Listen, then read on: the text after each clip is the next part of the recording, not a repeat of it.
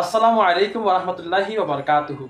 2024 সালের গণ অভ্যুত্থানে ছাত্রদল এবং বিএনপির অবদান বলতে গিয়ে 2000 শহীদদের মধ্যে বিএনপি এবং ছাত্রদলের কতজন সেটি বলতে গিয়ে ছাত্রদলের সভাপতি রাকিব বলেছেন 49 জন শহীদ হয়েছে। ছাত্র জনতার গণ অভ্যুত্থানে বাংলাদেশ জাতীয়তাবাদী ছাত্রদলের 49 জন নেতাকর্মী শাহাদাত বরণ করেছে। সেটিকে বাড়িয়ে সাধারণ সম্পাদক নাসির বলেছেন 142 জন।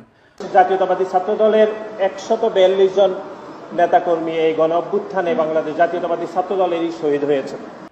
সভাপতি এম এ মুজা বলেছেন, যিনি এখনো পর্যন্ত কোচি দাড়ি পেকে গেছে আর কি, উনি বলেছেন 153 জন।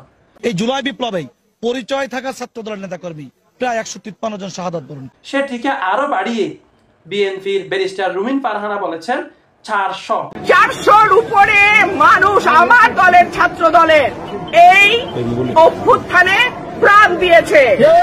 সেটিকে ডাবল করে বিএনপির মহাসচিব মির্জা ফখরুল ইসলাম আলমগীর বলেছেন 2000-এর মধ্যে 800।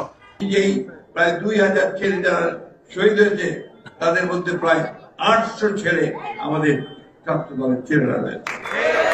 তাহলে কোনটি সত্য? 2008 সালের পর থেকে 2024 সালে শেখ হাসিনার আমলে শেখ হাসিনা কোন একটি এজেন্ডা বাস্তবায়নের জন্য মুখ দিয়ে যা বের করতেন তার মন্ত্রীরা তাই বলতেন। একইভাবে তার নেতাকর্মীরাও একই সুরে কথা বলতেন, একেবারে কেন্দ্র থেকে তৃণমূল পর্যায়ে একই রকম সেখানে ভার্সন আমরা দেখতে পেতাম।